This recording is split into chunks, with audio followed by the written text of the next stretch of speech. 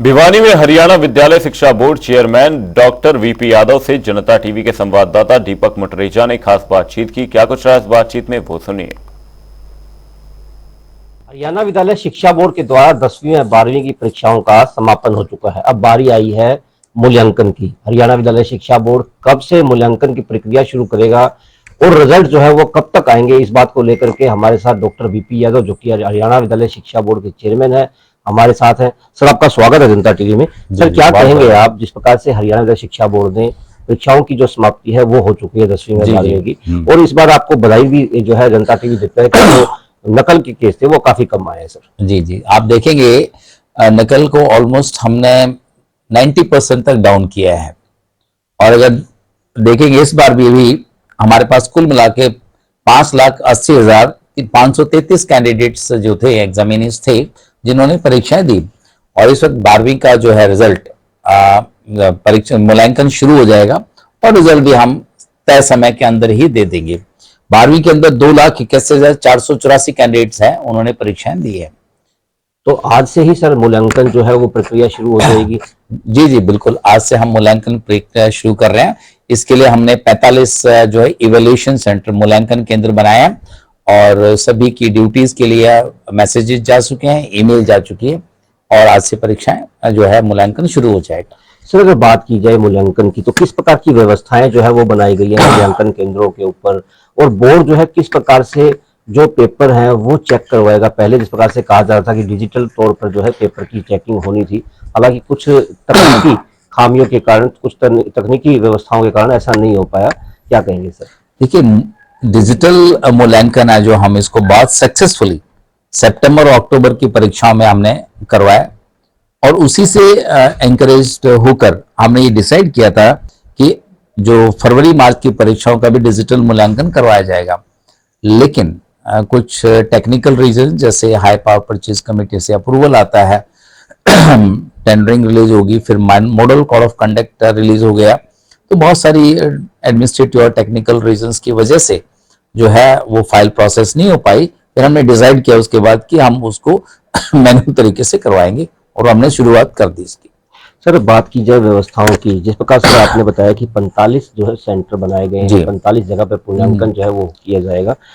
अगर बात की जाए रिजल्ट की, 12वीं का रिजल्ट जो है वो पहले आएगा सर, या 10वीं का रिजल्ट पहले आएगा, या दोनों का रिजल्ट जो है एक साथ जो है हरियाणा विद्यालय शिक्षा बोर्ड करवाएगा?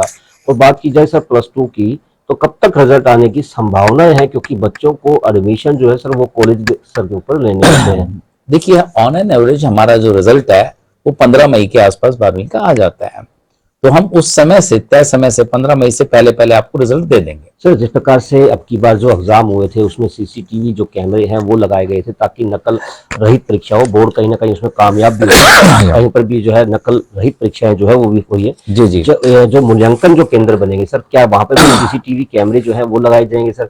क्या व्यवस्थाएं सर वहां पे इस तरह की टाइट रहेंगी ताकि जो ड्यूटी जो कर्मचारी आएंगे, क्योंकि देखने में आता था कि बोर्ड अध्यक्ष जो है बार बार दौरे भी करते थे ताकि जानकारी मिल सके कि जहां मूल्यांकन केंद्र है वो मूल्यांकन करने वाले समय पर जो है मूल्यांकन कर रहे हैं या नहीं कर रहे हैं? देखिए, किसी भी चीज के मॉनिटरिंग के बहुत सारे तरीके हैं।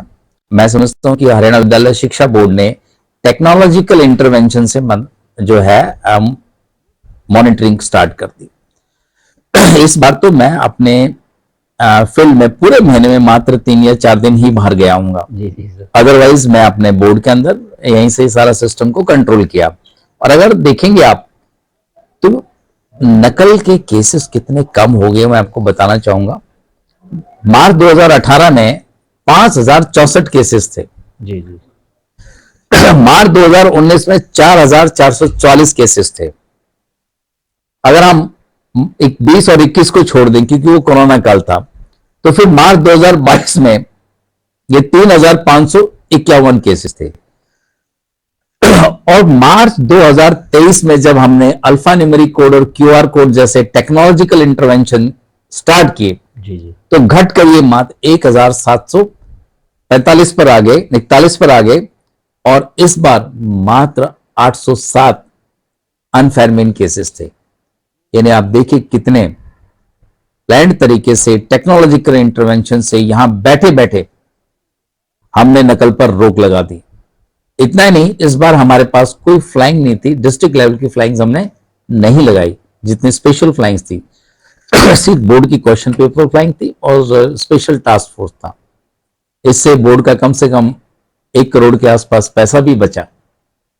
तो इस तरह से टेक्नोलॉजी को अडॉप्ट करते हुए हमने नकल पर रोक लगाने का जो है काम हासिल किया है, एक तरह से कीर्तिमान हासिल किया है। और आज के दिन देश के बहुत सारे बोर्ड हैं जो हरियाणा विद्यालय शिक्षा बोर्ड को फॉलो कर रहे हैं। बिल्कुल, ये काफी अच्छी बात है कि हरियाणा विद्यालय शिक्षा बोर्ड ने कम से कम 1 करोड़ रुपया जो है इन पेपरों में बचाया है, वो भी डिजिटल व्यवस्थाओं के कारण। डिजिटल व्यवस्थाएं थी, इससे न केवल नकल कम हुई है, उसकी वजह आपको एक चीज और भी बताई जाए। जिस प्रकार से हरियाणा विद्यालय शिक्षा बोर्ड के चेयरमैन डॉक्टर वीपी यादव का कहना है कि रिजल्ट जो है वो भी जो है मई तक आने की पूरी संभावनाएं हैं, बच्चों को किसी भी प्रकार की कोई दिक्कत भी नहीं होगी। जनता टीवी के लिए भिवानी से दीपक बुटरेजा।